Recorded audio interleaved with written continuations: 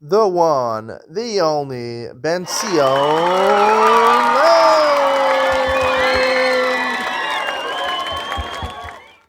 Good morning and welcome to Yeshiva YouTube Daily Double. Today we're continuing the 10th paragraph of Pesachim. I'm a little too late because Pesach is over a couple weeks ago. I am leaving America today. Share for Pesach. Gimel, Mishnah Gimel, and Mishnah Dalet and Parakut. Mishnah Gimel says, Eviu lefanov metabel b'chazeres. In the middle of the Seder, they bring him, this is really a reference to the karpas. And if he doesn't have potatoes or celery like some people use, he uses moror, chazeres, and he dips it. I'll talk more in Ian Mitzina what I believe over here. I believe romaine lettuce. You have a salad before the meal. You shouldn't be so hungry before you eat the matzah. People don't eat the matzah until they stop eating at 3 o'clock, we learned yesterday. And they don't eat the matzah until 10, 11 o'clock after Magid. It takes too long for some people. So it's kind of crazy. You're really hungry, and you're drinking 2 cups of wine on an empty stomach. You dip the chazeres in the salt water till you get to the appetizer.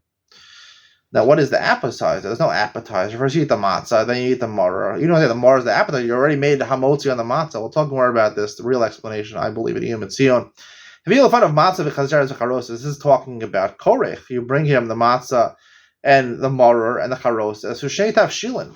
This I believe is a reference to Shulchan Aruch, where you have the egg and you have, let's say, a piece of chicken.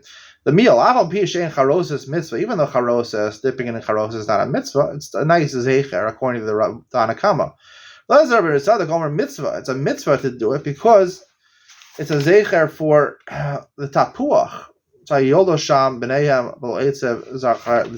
actually 2 opinions of the Gemara. One opinion says it's a chova because it's too bitter, the maror, and you need something sweet in order to take off the bitterness. Otherwise, it's a sakon, it's dangerous for you. Another explanation, which the Rav Bartanura quotes, is that it's a remembrance for the tapuach under the apple trees. They were together with their husbands. So, and also for the tea that looks like mud, which was a remembrance of the shibud that they had to build the pyramids in Mitzrayim. Uva mikdash hayu mevi'in lefanav guash al Pesach. Really, korech is supposed to be representative. When they had the Karban Pesach, you would eat it on matzah maror. You have matzah and maror. You don't have the Karban Pesach. And then mikdash, they bring the Karban Pesach at that point as well. Dalet mazgulo kos sheni. Ve'ena bein shoal aviv. Now, apparently, this is not in order to these Mishnayos because kos sheni is poured in the middle of Magid. Right? We're already dealing over here with eating your matzah and eating your korech and shulchan aruch, but according to the Mishnayos, I guess are out of order. So when they pour the kos sheni, which is the beginning of Magid, kind of bein shoal aviv. That's when you have the manish tana. The main dasa bein avim malamdo. If the son is not knowledgeable enough to ask the question, his father teaches him. Manish tana laila zeh mikol leilos. Why is tonight different? Tonight entirely matzah.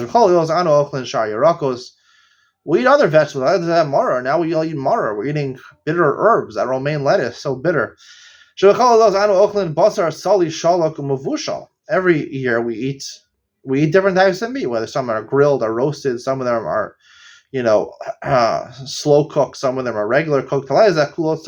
This is the time of the Korban in the base on Mikdash. They only had the Korban Pesach was roasted.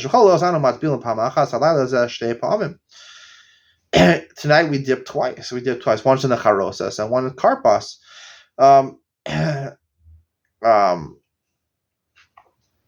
Again, nowadays we substitute mitzubin, right? We lean. We don't have the Karban Pesach. According to the knowledge of the son that the father teaches him, right? The Haggadah talks about the 4 different types of sons. Part of the Magid is you start talking about the bad, the shibud, the avodah zarah Mitzrayim, and you talk about the greatness that Hashem took them out. The Chozek Yad Viyado Zroa and the Tuya, took him out of Egypt. The Dorish Marami Avid Avi Ashi Makal Parsha Kula. You start darshaning in Parsha Kisava, where it talks about that first. This really all happened. That Arami Avid Avi. This is talking about the Arami, which was basically Lavan. Right, he tricked Eliezer, and it all goes back to that story. Lavan tricked Yaakov. And or taking Rachel and making him work for him for Rachel and Leah. And you go to the end of the parsha, and that's really what it talks about in Bikurim, Arami Obed Avi. If you look in the Haggadah, you'll see what it talks about. Stay tuned for Iyam Mitzion when I talk about Mishnah Gimel and really explain what really should be going on during your Seder.